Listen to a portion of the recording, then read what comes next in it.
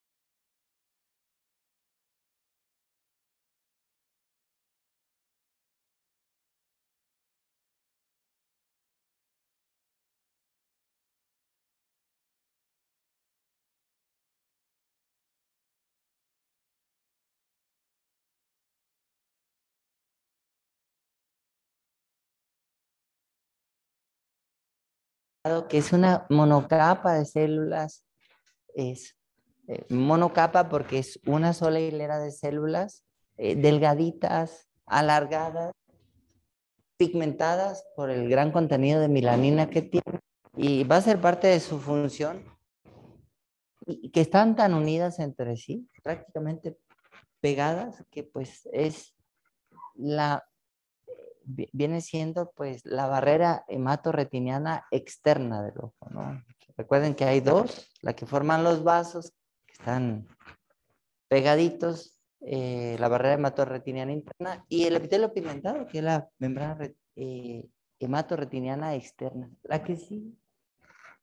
Bueno, aquí está coroides, epitelio pigmentado, conos y bastones, la limitante externa, que la limitante externa son las células de Müller que le dan sostén a la retina, la nuclear externa, que son los núcleos de los fotorreceptores, flexiforme externa, que es la unión entre los núcleos de los fotorreceptores y los núcleos de las células bipolares, amácrinas, horizontales, nuclear interna, luego la plexiforme interna, que es la unión de estas células con las células ganglionares, y posteriormente la capa de fibras nerviosas y la membrana limitante interna, que ya hablamos algo sobre ella, que va a ser muy importante su papel en membrana epirretiniana, en agujero macular y en síndrome de tracción vitreomacular. ¿Verdad que sí? Bueno, hablando un poquito recordando la anatomía, la parte más importante de la mácula es la fovea. Y de la fovea, bueno, pues esos 0.3 milímetros de diámetro, que es la parte donde se concentra la mayor parte de los conos. Prácticamente son puros conos, largos y finos, y hay un desplazamiento lateral de los vasos sanguíneos, de las células ganglionares, de la capa nuclear interna y las capas plexiforme interna. Esta es pregunta de examen de consejo, no del doctor Rusi, de examen de consejo, muchachos. Es básico. ¿Por qué? Porque ahí prácticamente la luz llega a los conos sin obstáculos. La que sí, ahorita lo vamos a ver. Recuerden, la parte más importante de la mácula anatómicamente hablando, es lo que está por dentro de las arcadas. Por eso, en teoría, no nos podemos meter con el láser por dentro de las arcadas, hablando de una panfotocoagulación, porque sí nos podemos meter, pero para tratamientos maculares selectivos, sí, solo sí, no tocamos el 1.5. ¿Cómo vamos a saber ese 1.5? Por el diámetro del disco. Normalmente el nervio óptico eso mide. Y este centro, o sea, aquí no nos podemos meter con el láser, y menos acá en el centro. ¿Cómo lo vamos a identificar? 2 diámetros de disco y medio hacia abajo, ahí está la mácula. Sobre todo en aquellos casos donde la anatomía está perdida, que es pacientes de edema macular clínicamente significativo difuso.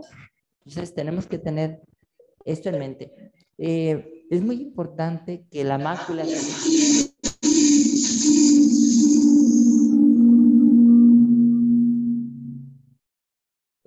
se extiende 2 diámetros de disco temporal y todo lo que dura el RAFE, ¿no? Hasta el nervio óptico. Sin duda, que una consideración anatómica adicional es que aquí vienen las fibras, entonces, de las papilomaculares. Entonces, es muy importante también tener mucha prudencia en esto, ¿no? Fotocoagulando o con la pinza de retina, pues, si ocupamos ser diestros en algo, es en esta parte y en esta parte. La que sí. Y bueno, lo que comentábamos, ¿no? La ausencia, cómo la luz penetra y prácticamente la luz cae con los conos del lumbo foveal, ¿no? La que sí. Bueno, ahora sí vamos a tocar el tema de la función de la retina. Y bueno, comenzaremos con el epitelio pigmentado de la retina. Comentábamos que es la barrera hematorretiniana externa. La melanina pues lo que hace es absorber la luz e impide que se refleje por todo el globo ocular. El almacenamiento de vitamina A, el cambio bilateral de vitamina A a través de las membranas celulares de los segmentos externos de los bastones y conos que se encuentran incluidos en ese pigmento, fagocita los segmentos externos de los fotorreceptores y esto favorece la renovación de los mismos, adherencia de la retina neurosensorial por una bomba de sodio-potasio, o sea, genera un gradiente negativo y hace que se pegue la retina. La que sigue. Y, bueno, forma parte de la barrera hematorretiniana externa y hay una capa de mucopolisacáridos que ayuda a la adherencia de la retina neurosensorial con la retina externa. Entonces, todo esto es muy importante. Cualquiera de estas funciones que vienen ejemplificadas aquí, pues puede ser pregunta de un examen. La que sigue. Bastones y conos. Bueno, como todos sabemos, en el segmento externo se encuentra el fotopigmento sensible a la luz, que se llama rodopsina. Y bueno, existen hasta 1000 discos en cada bastón o cono. Los fotopigmentos son proteínas conjugadas, ahorita lo vamos a ver. Y bueno, también hay proteínas transmembrana, 40% de la masa del segmento externo son proteínas transmembrana. La que sigue. Este es un ejemplo, un corte. La que sigue.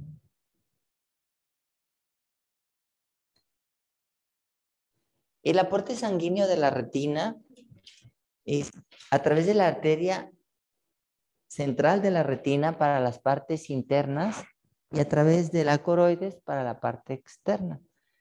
¿En qué porcentaje creen ustedes cómo está dado este porcentaje?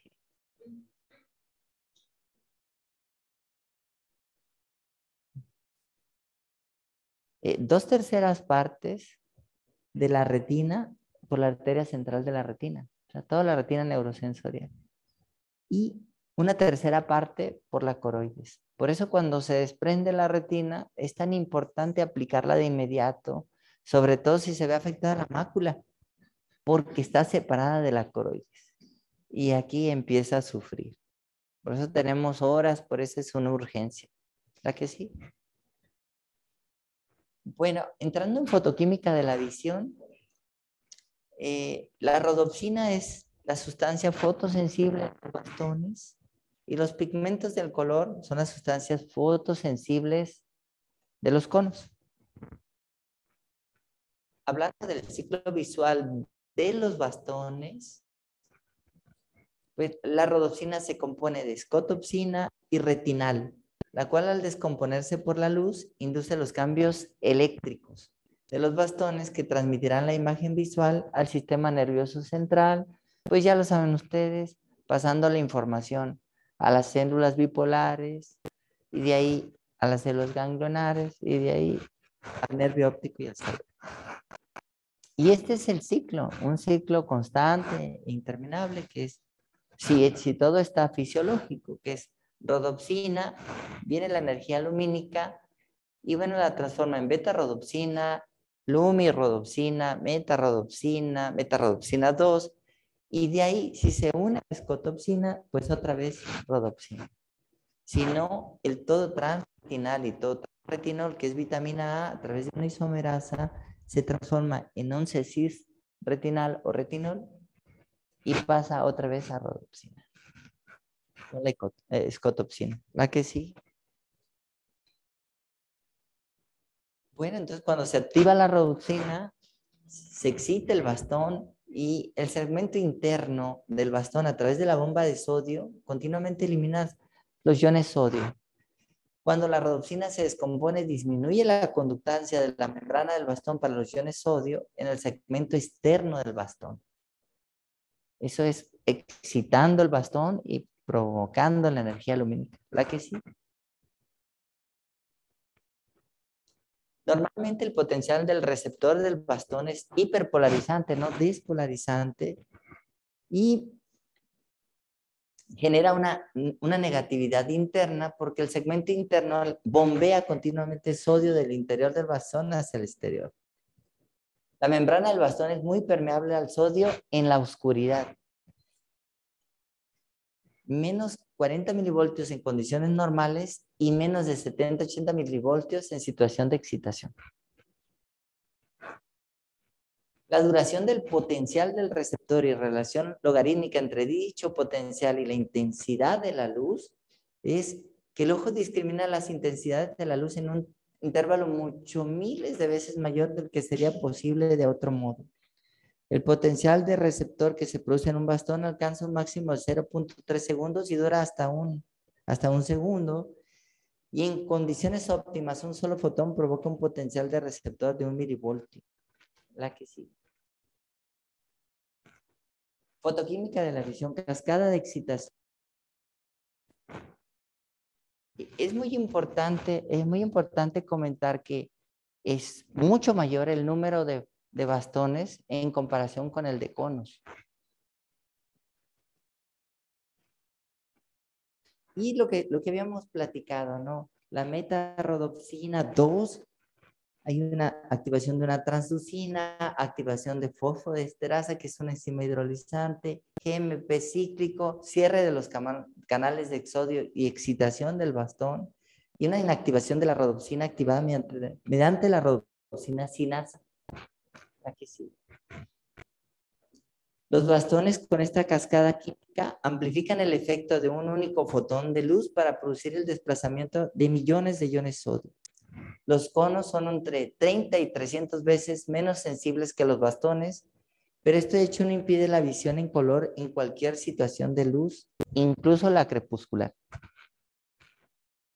En cuanto a los conos, los pigmentos sensibles al color de los conos son combinaciones de retinal y fotoxinas. Los diferentes conos solo poseen uno de los 3 tipos de pigmentos al color. Y esto es muy importante. Un pigmento sensible a luz en 445 nanómetros, pigmento sensible al verde en 535 nanómetros. Es por eso que van a ver que el láser verde o láser diodo de fotocoagulación es de 532 nanómetros y lo van a ver verde. Incluso cuando se dispara en quirófano, ahí lo pueden ver. Y un pigmento sensible al rojo de 570 nanómetros. Y también se utiliza un láser rojo en retina, que es de 810 nanómetros. La que sigue. La que sigue. Dale varias veces. Ok. El espectro de luz visible hay entre los 400 a 700 nanómetros. Ahí está el espectro de luz visible. Aquí lo pueden ver. Entre más alto es al rojo, al infrarrojo. Y la mayoría de los láseres están entre las 500 y las 700. La que sí. Si es a 500, pues es más para quemar la retina, para fotocoagularla. Si es hacia 700, hacia el aberrante rojo, pues es un láser menos térmico, más subumbral. Bueno, hablando de regulación automática de la sensibilidad a la retina. Si hablamos de adaptación a la luz intensa genera retinal y opsinas, disminuye la concentración de pigmentos fotosensibles, sensibilidad a la luz reducida, adaptación a la luz. Si es adaptación a la oscuridad hace que se produzca vitamina A, retinal más opsina, más pigmentos fotosensibles y adaptación a la oscuridad. Los conos dejan de adaptarse a los pocos minutos. Los bastones tienen una adaptación lenta en horas. Por eso, cuando ustedes entran a un lugar oscuro, muy oscuro, lleva un tiempo en el que puedan empezar a definir, sobre todo si hay personas en ese lugar. Esa es la adaptación lenta de los bastones. En traducción clínica, cuando ustedes fotocoagulan los bastones, que es la retina periférica, por eso está prohibido para los diabéticos fotocoagulados conducir aquí en Guadalajara, porque se meten en los túneles, su tiempo de adaptación a la oscuridad está muy prolongado y pueden chocar. El ojo puede variar su sensibilidad a la luz de medio a 1 millón de veces automáticamente. ¿Verdad que sí? Ahora, hablando del mecanismo tricolor, que es la detección de color, que ya dijimos que solamente recibe luz azul, luz verde y luz roja. La sensibilidad espectral de los 3 tipos de conos de los seres humanos coinciden básicamente con las curvas de absorción de la luz de los 3 tipos de pigmentos hallados en los respectivos conos. Y ahí lo que comentábamos, lo que sí. De la relación entre los valores de estimulación de los 3 tipos de conos, el sistema nervioso los interpretará como una sensación dada. Este es un ejemplo para el color naranja. La que sigue. Cuando se estimulan todos los conos, entonces ese es el color blanco. No existe ninguna longitud de onda correspondiente al color blanco. Y aquí, si se excitan todos, no hay color blanco. Ahora, hay ocasiones, hay algunas enfermedades que nos dan pérdida específica o amarosis específica, o el paciente nace sin determinados conos. Si no ve el rojo y el verde es daltonismo. Si no ve el rojo se llama protanopia. Si no ve deuteranopia, y si no ve el azul, tritanopia. Normalmente una visión cromática normal le da 74 optotipos, mientras que el daltónico le da alrededor de 21. Bueno, ya comentamos, los bastones y conos hacen sinapsis con las células horizontales, bipolares. Y bueno, esta sensibilidad a la luz que se va a dar ya desde la retina, no solo a nivel cerebral, sino ya desde la retina, esta especificidad, no solamente la van a dar los conos y los bastones, sino también las células de la capa nuclear interna. Y en la capa nuclear interna vamos a encontrar células horizontales, bipolares y amacrinas. Las células bipolares son señales verticales, directas, y hacen sinapsis con células amacrinas, horizontales y ganglionares. Las células amacrinas son señales en 2 direcciones, vertical y horizontal. Las células ganglionares, ahorita vamos a hablar de ellas. Y la célula interplexiforme ayuda a controlar el grado de contraste con señales inhibidoras. Y la célula de Müller, pues viene siendo la célula de sostén. Entonces, de tal forma, entre conos y bastones van a pasar la información a la capa nuclear interna, y ahí ahorita vamos a hablar de cómo se da este tipo de especificidad. Así terminaremos diciendo que el cono, sobre todo en la región foveal, tiene vía directa con la célula bipolar y vía directa con la célula ganglionar. Es muy específico.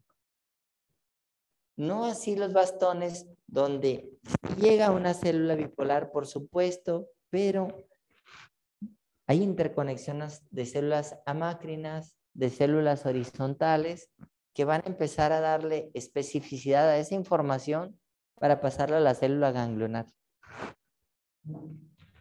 La vía visual desde los conos a las células ganglionares difiere de la vía de los bastones. ¿Se acuerdan? Es directa, es directa.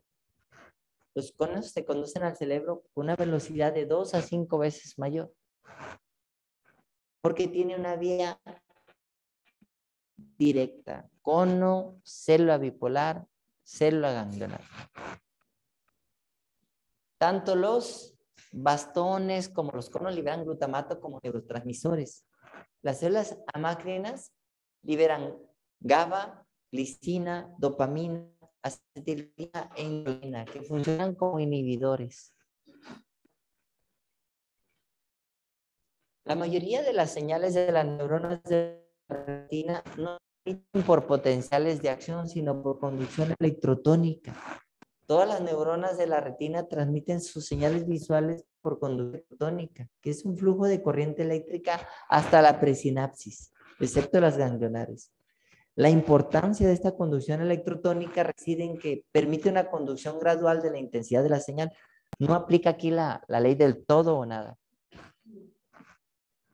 La inhibición lateral para mejorar el contraste visual, esa es la función de las células horizontales. La inhibición lateral para mejorar el contraste visual. Las señales procedentes de las células horizontales son siempre inhibidoras y contribuye a asegurar la transmisión al sistema nervioso central de imágenes visuales con un contraste visual correcto.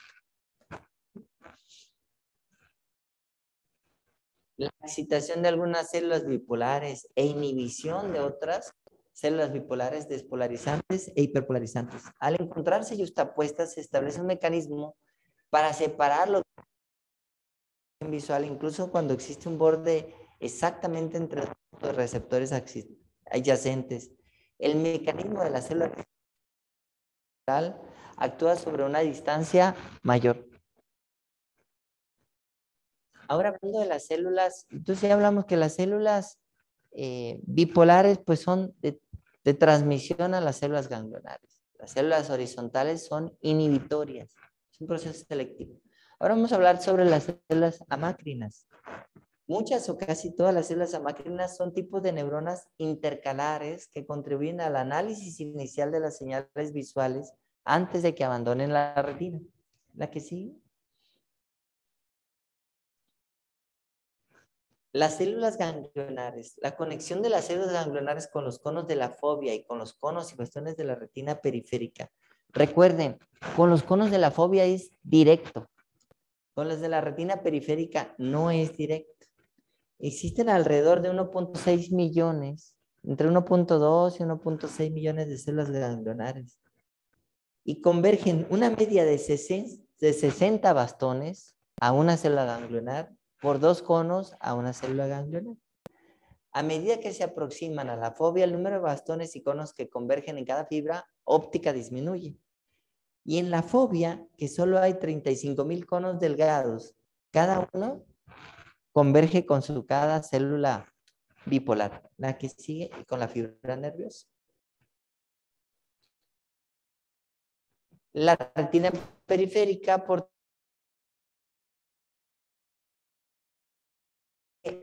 los bastones son entre 30 y 300 veces más sensibles a la luz que los conos. Hasta 200 bastones convergen en una sola fibra del nervio óptico, sumando así las señales y estimulando más las células ganglionares periféricas. Ahora, no es una sola célula ganglionar. En realidad se distingue en 3 tipos y dependiendo de los 3 tipos es su función. Hablemos de cada uno. La célula ganglionar son los encargados de la transmisión de la visión de los bastones. Constituyen el 40%.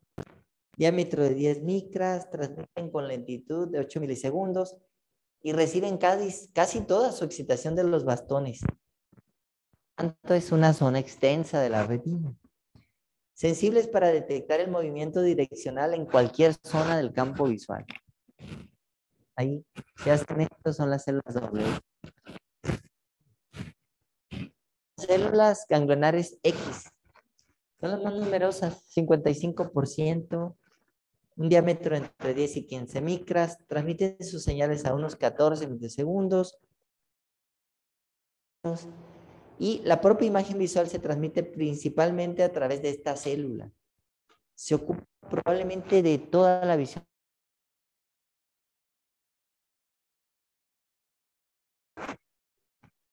La célula ganglionar Y transmiten las variaciones instantáneas de la imagen visual. Mayor tamaño, transmiten con rapidez, son las menores, 5%. Tiene un amplio territorio dendrítico, las señales captadas proceden de zonas extensas de la retina y responden a cambios rápidos de la imagen visual, movimiento, intensidad de la luz.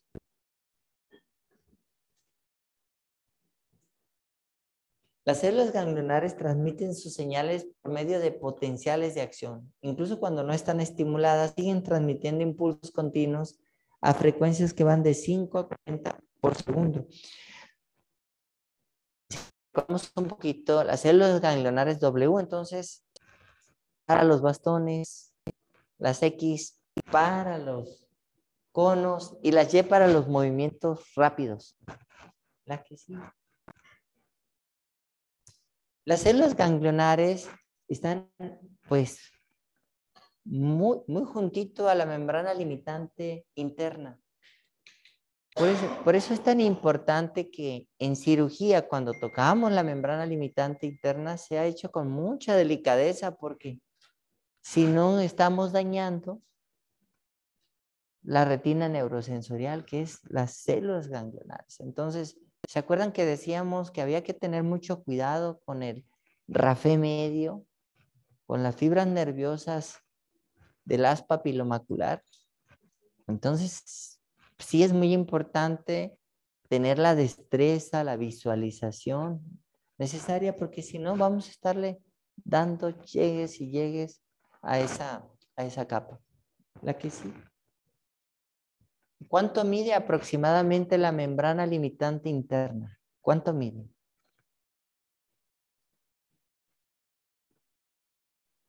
2 micras. 2 micras. Entonces es la cirugía del cuerpo humano más pequeña.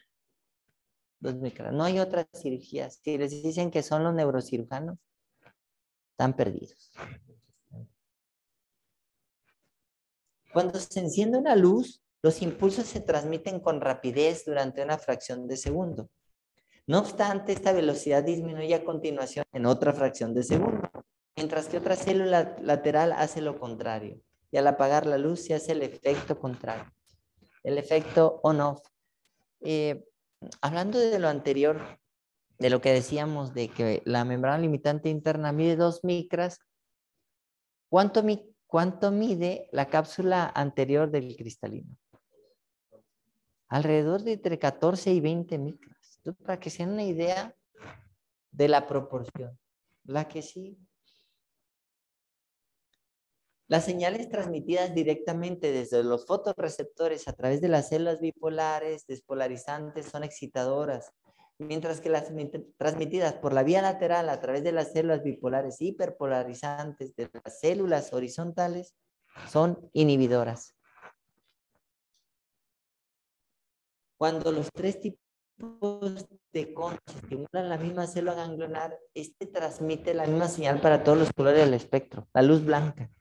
Los conos rojos excitan las células y los verdes las inhiben o viceversa. Cada tipo de célula ganglionar encargada del contraste de un color se excita por ese color, pero inhibida por el color contrario. En consecuencia, el análisis del color no corresponde solo al cerebro, sino que comienza en la retina. Desde aquí se va haciendo selectiva la imagen. Listo. Bueno, ¿alguna pregunta? Ya recorrimos pues entonces algunas bases anatómicas, anatomoclínicas y funcionales de la retina. La siguiente semana vamos a revisar embriología de la retina y ya empezaríamos con aspectos cada vez más clínicos. ¿Quiénes fueron a Huejutla? Francisco, Luis, Manuel, Ubaldo. Y los fellows, Dani y Manuel. Héctor también y Gus. Están con jornada. Jornada. Ah, entonces quirúrgica. Jornada quirúrgica. Me decías que hicieron 29 facos. 29 facos, 16. 24. Ah, qué bueno. Mucha productividad. ¿Cuándo llegaron allá a Huejutla? Ese día descansaron.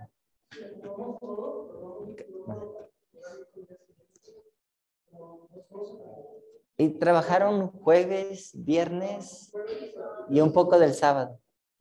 Porque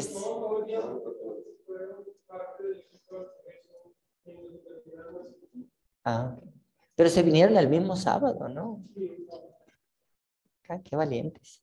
No, pues la verdad que los felicito. Hicieron muy buen trabajo. El padre Vicente está muy contento. Y aparte, creo que traen como 10 o 12 vitrectomías, ¿no? Van a estar, van a estar más contentos los fellows de retina. ¿Esas cuándo vienen? ¿Le pusieron fecha? No. Es muy importante, Dani, que se pongan de acuerdo hoy con el padre Vicente para ponerle fecha. Para ponerle. ¿Mande? Pues de manera conjunta, ¿no? Puede ser muy buena idea un viernes, por ejemplo, para apartar los quirófanos necesarios para el número de cirugías que vienen. Ahorita con tiempo se pueden apartar tanto los quirófanos de Santa Mónica 1 como unos 2 quirófanos de aquí. Según tengo entendido, ¿hoy es 27? Pues según hoy llega el microscopio, se pidieron 2 microscopios de size completos y uno llega hoy. Fue lo que me dijeron. Con eso, la idea original era tener 2 quirófanos completos de retina, la idea original, y 2 quirófanos completos de segmento, de los cuales uno